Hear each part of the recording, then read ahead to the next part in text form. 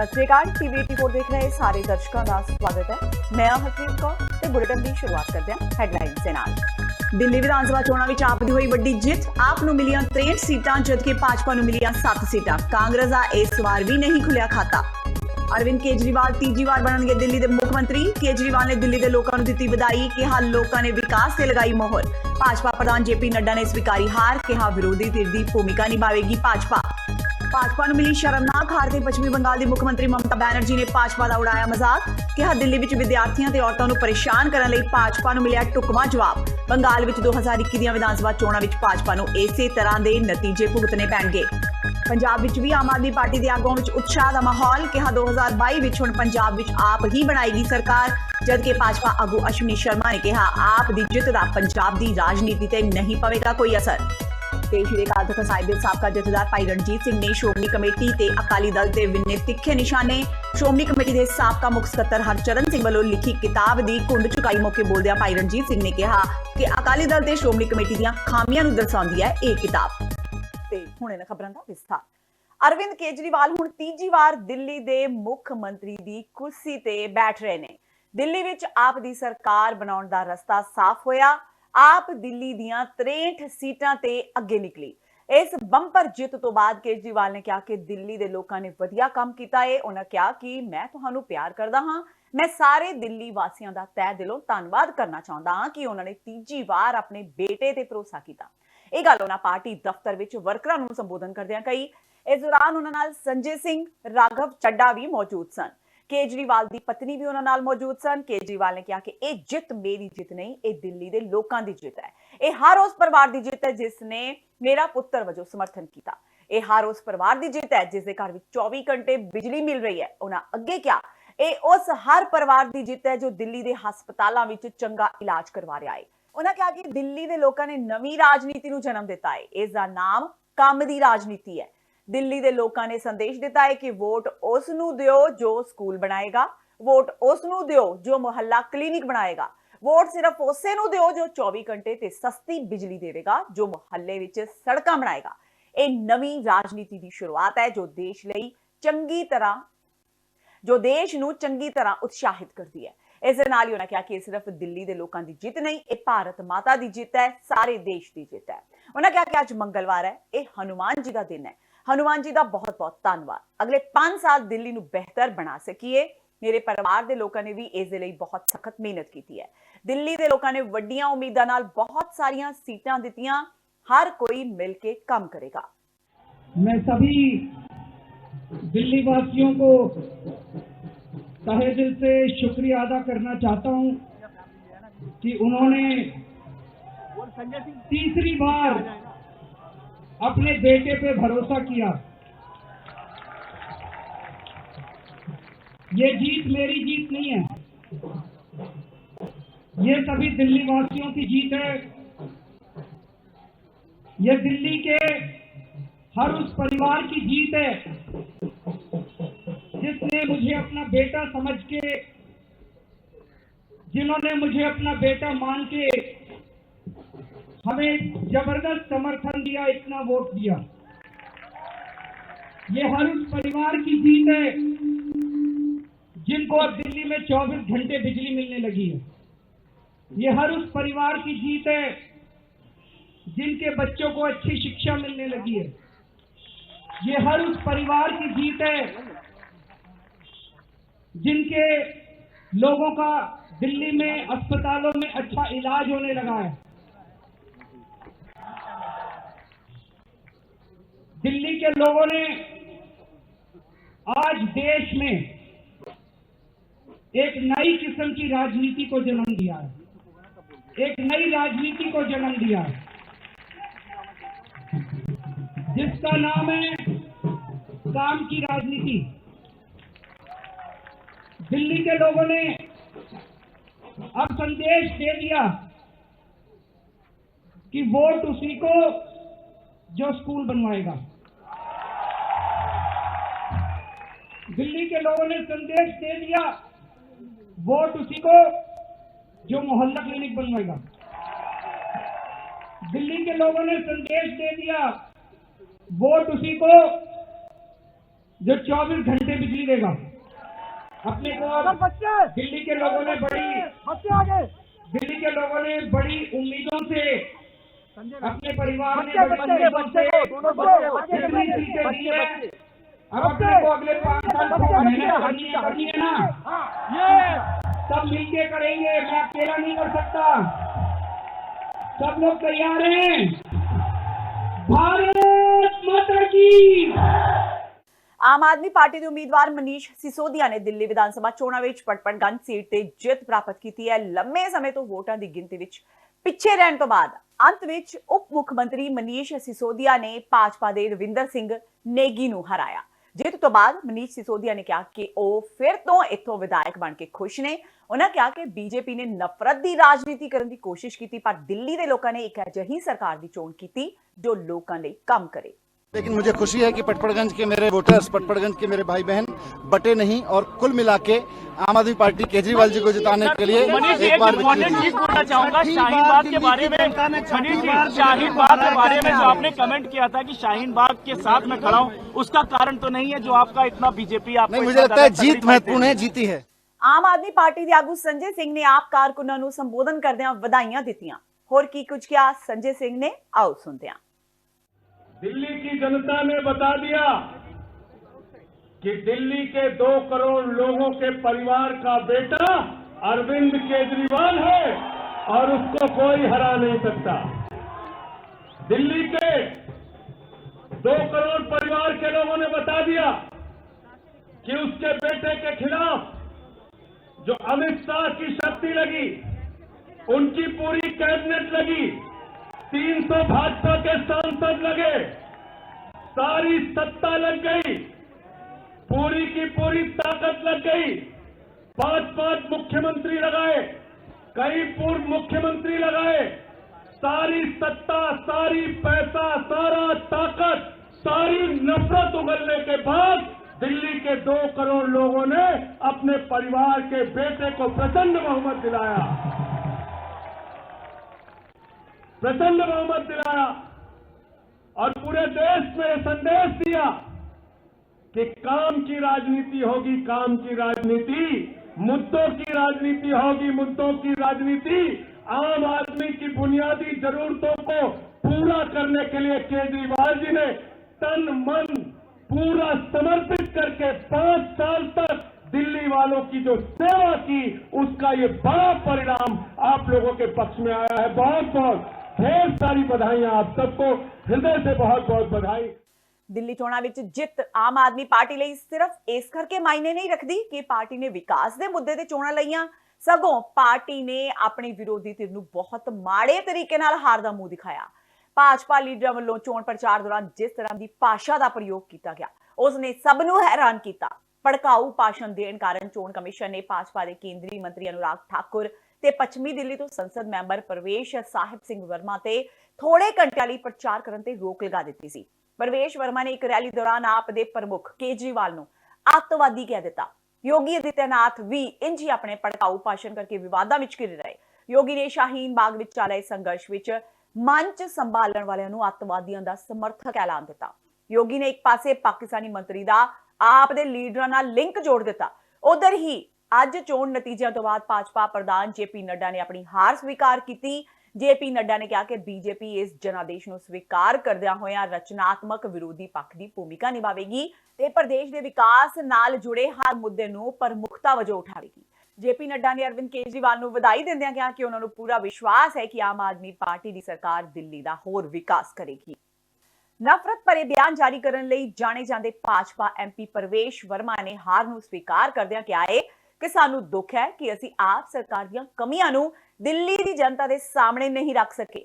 ਉਹਨਾਂ ਕਿਹਾ ਮੈਂ ਦਿੱਲੀ ਵਾਸੀਆਂ ਦੇ ਫਤਵੇ ਨੂੰ ਸਵੀਕਾਰ ਕਰਦਾ ਹਾਂ। ਪਿਛਲੇ 21 ਸਾਲਾਂ ਵਿੱਚ ਅਸੀਂ ਦਿੱਲੀ ਵਿੱਚ ਸਰਕਾਰ ਨਹੀਂ ਬਣਾ ਸਕੇ। 21 ਸਾਲਾਂ ਤੋਂ ਗੈਰ ਭਾਜਪਾ ਦਲਾਂ ਦੀ ਹੀ ਸਰਕਾਰ ਬਣ ਰਹੀ ਹੈ। ਅਸੀਂ ਹੋਰ ਮਿਹਨਤ ਕਰਾਂਗੇ। ਉਹਨਾਂ ਕਿਹਾ ਕਿ ਆਉਣ ਵਾਲੇ ਸਮੇਂ ਵਿੱਚ ਦਿੱਲੀ ਸਰਕਾਰ ਦੀਆਂ ਕਮੀਆਂ ਹੋਰ ਬਿਹਤਰ ਤਰੀਕੇ ਨਾਲ ਦਿੱਲੀ ਦੀ ਜਨਤਾ ਸਾਹਮਣੇ ਰੱਖਣ ਦੀ ਕੋਸ਼ਿਸ਼ ਕਰਾਂਗੇ। ਉਹਨਾਂ ਅੱਗੇ ਕਿਹਾ ਕਿ ਦਿੱਲੀ ਵਾਸੀ ਝੂਠੇ ਵਿਗਿਆਪਨਾਂ ਤੇ ਫ੍ਰੀ ਦੇ ਵਹਾਅ ਵਿੱਚ ਵਹਿ ਗਏ। दिल्ली विच फ्री सेवावां दित्तियां जा रहीआं सन ते इह जो कुछ भी हो रहा सी सिर्फ 3 महीने तो ही हो रहा सी। मैं दिल्ली वासियों के जनादेश को स्वीकार करता हूं। पिछले 21 सालों से दिल्ली में हम सरकार नहीं बना पाए।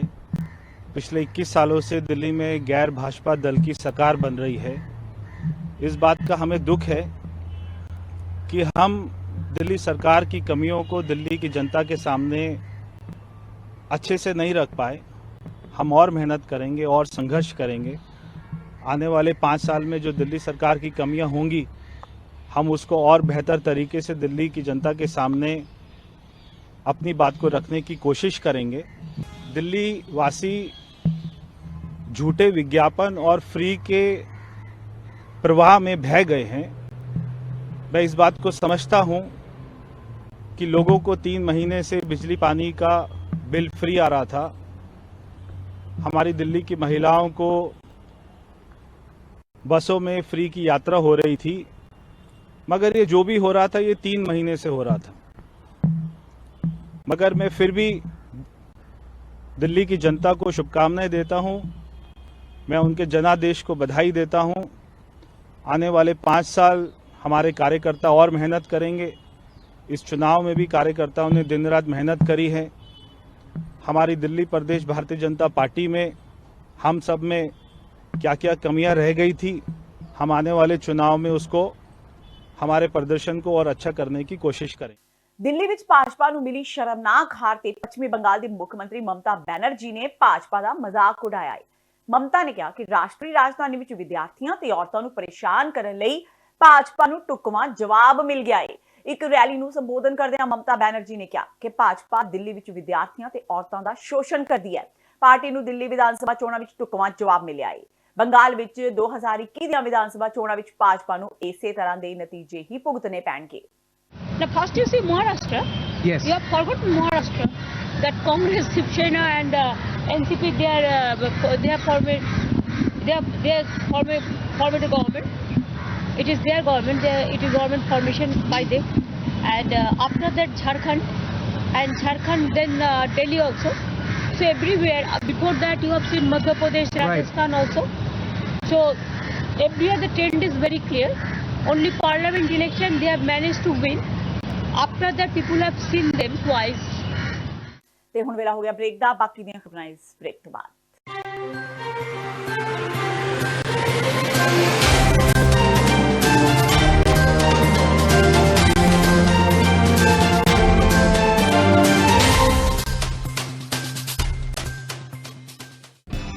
ਕਦੋਂ ਤੱਕ ਹਾਂ ਕਦੋਂ ਤੱਕ ਅਸੀਂ ਭਾਰਤ ਅਤੇ ਦੁਨੀਆ ਭਰ ਦੇ ਵਿੱਚ ਵਸਦੇ ਸਿੱਖਾਂ ਦੇ ਮਸਲਿਆਂ ਤੇ ਭਾਰਤੀ ਚੈਨਲਾਂ ਦਾ ਝੂਠਾ ਪ੍ਰੋਪੇਗੈਂਡਾ ਬਰਦਾਸ਼ਤ ਕਰਦੇ ਰਹਾਂਗੇ। ਆਓ ਮੇਰੇ ਨਾਲ ਜੁੜੋ ਪ੍ਰੋਗਰਾਮ ਗੁਫ਼ਤਗੂ ਵਿੱਚ। ਸਿੱਖ ਨਜ਼ਰੀਏ ਤੋਂ ਰੋਜ਼ਾਨਾ ਵਾਪਰ ਰਹੀਆਂ ਘਟਨਾਵਾਂ ਦਾ ਵਿਸ਼ਲੇਸ਼ਣ ਕਰੀਏ। ਲਾਈਵ ਕਾਲਸ ਅਤੇ ਈਮੇਲਸ ਰਾਹੀਂ ਇਸ ਪ੍ਰੋਗਰਾਮ ਦਾ ਹਿੱਸਾ ਬਣੋ। ਮੰਡੇ ਟੂ ਫਰਾਈਡੇ ਰਾਤ 9:30 ਵਜੇ ਸਿਰਫ TV 84 ਤੇ।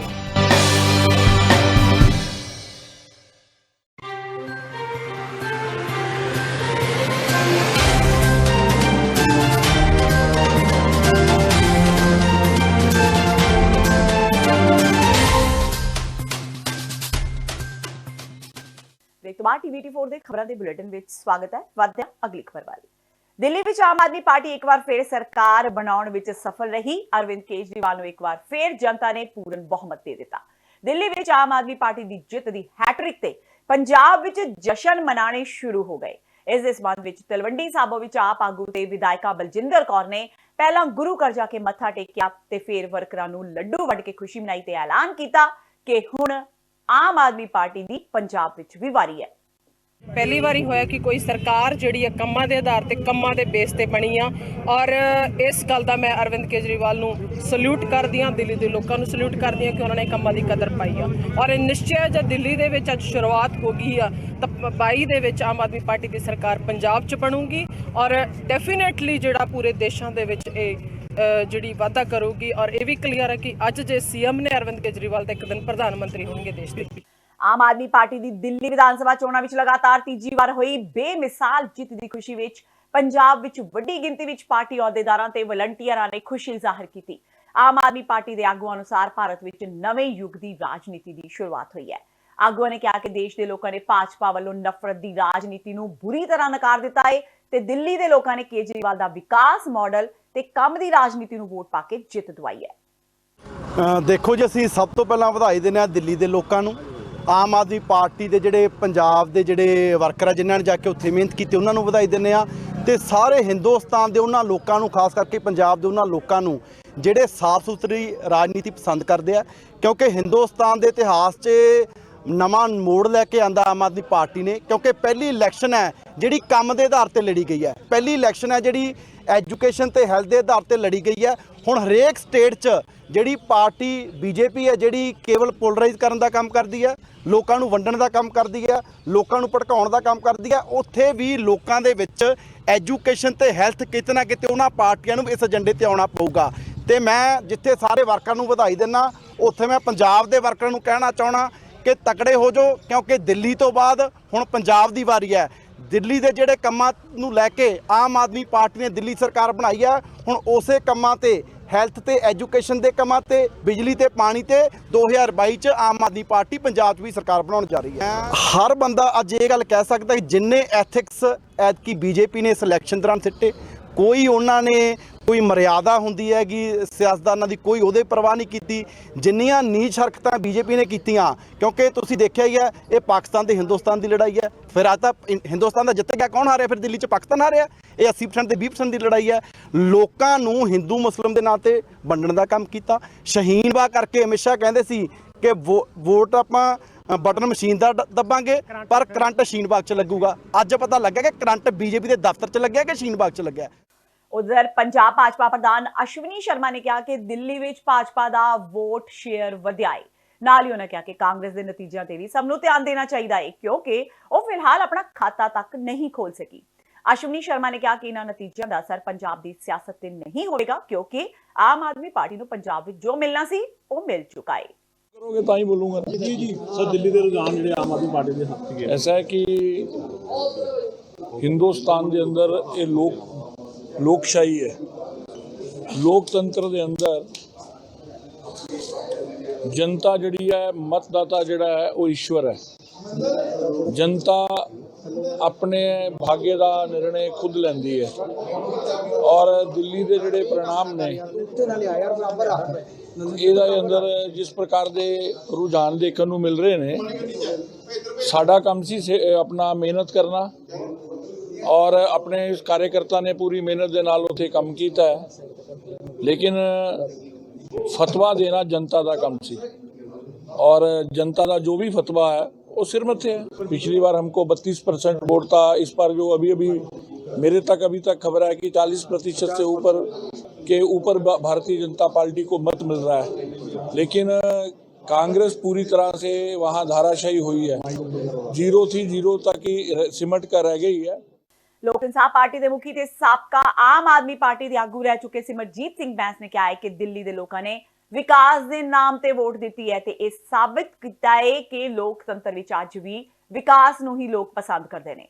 उन्होंने कहा कि दिल्ली के लोगों ने झूठ बोलण वालियां नूं करारी चपेड़ मारी है। उन्होंने कहा कि फिलहाल पंजाब की विधान सभा चोणां नूं समां है।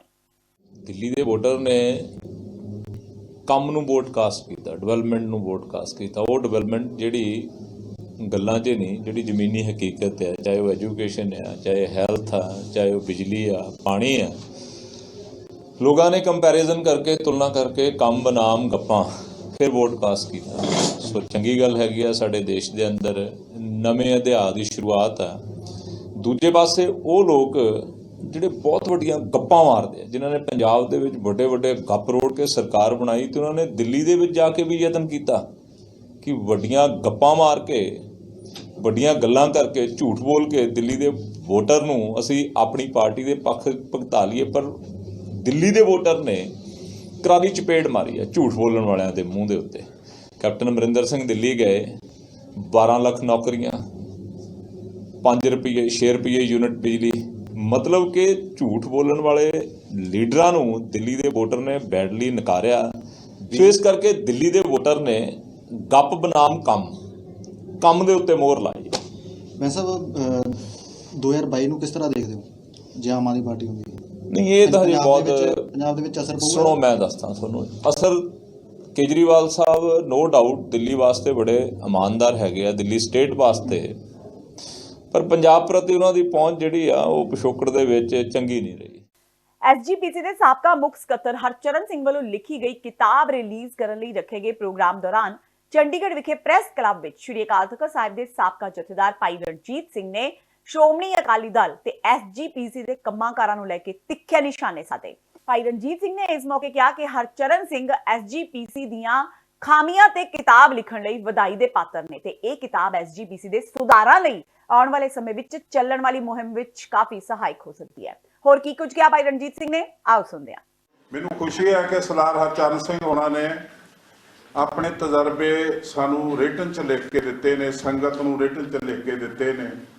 ਸੰਗਤ ਨੂੰ ਬਹੁਤ ਗੱਲਾਂ ਦਾ ਪਤਾ ਨਹੀਂ, ਕਮੇਟੀ ਬਾਰੇ, ਰਹਿਤ ਮਰਿਆਦਾ ਬਾਰੇ, ਸਾਡੀਆਂ ਪਰੰਪਰਾਵਾਂ ਬਾਰੇ, ਖਾਸ ਕਰਕੇ ਜਿਸ ਤਰ੍ਹਾਂ ਹੁਣੇ ਕਪੂਰ ਸਾਹਿਬ ਗੱਲ ਕਰਕੇ ਗਏ ਨੇ ਪ੍ਰਬੰਧਕ ਕਮੇਟੀ ਦੇ ਸਨਮਾਨਯੋਗ ਲਫ਼ਜ਼ ਲਈ। ਇਹ ਇੱਕ ਐਕਟ ਆ, ਇਹ ਸਾਨੂੰ ਸਾਰਿਆਂ ਨੂੰ ਪਤਾ, ਐਕਟ ਬਣਾਇਆ ਸਰਕਾਰ ਨੇ, ਬਟ ਉਹਦੇ ਵਿੱਚ ਉਸ ਐਕਟ ਨੇ ਸਾਡੇ ਗੁਰੂ ਸਾਹਿਬਾਨ ਦੀਆਂ ਪਦਵੀਆਂ ਨੂੰ ਆਪਣੇ ਕਲਾ ਵਿੱਚ ਲੈ ਲਿਆ। ਐਕਟ ਅਨੁਸਾਰ ਜੋ ਕੁਝ ਹੋ ਸਕਦਾ ਹੈ ਉਹ ਐਕਟ ਵਿੱਚ ਦੱਸਿਆ ਗਿਆ, ਪਰ ਇੱਕ ਸਾਡੇ ਗੁਰੂ ਸਾਹਿਬਾਨ ਦੇ ਸਿਧਾਂਤ ਹਨ ਜਿਨ੍ਹਾਂ ਨੂੰ ਭਾਰਤ ਦਾ ਸੰਵਿਧਾਨ ਵੀ ਉਹਦੇ ਵਿੱਚ ਦਖਲਅੰਦਾਜ਼ੀ ਨਹੀਂ ਕਰ ਸਕਦਾ। ਮਿਸਾਲ ਦੇ ਤੌਰ ਤੇ ਬਾਬਾ ਬੁੱਢਾ ਜੀ ਦੀ ਪਦਵੀ ਗੁਰੂ ਅਰਜਨ ਦੇਵ ਜੀ ਵੱਲੋਂ ਸਥਾਪਿਤ ਹੋਈ, 98 ਸਾਲ ਦੇ ਸਨ ਬਾਬਾ ਬੁੱਢਾ ਜੀ। तो ਅੱਜ ਪ੍ਰਬੰਧਕ ਕਮੇਟੀ 58 ਸਾਲ ਦਾ ਗ੍ਰੰਥੀ ਰਿਟਾਇਰ ਕਰ ਰਹੀ ਹੈ। तो ये अपने आप दे विच बड़ी अनहोनी की गल है साडी गुरमत दे विच 58 साल का ग्रंथी रिटायर होना,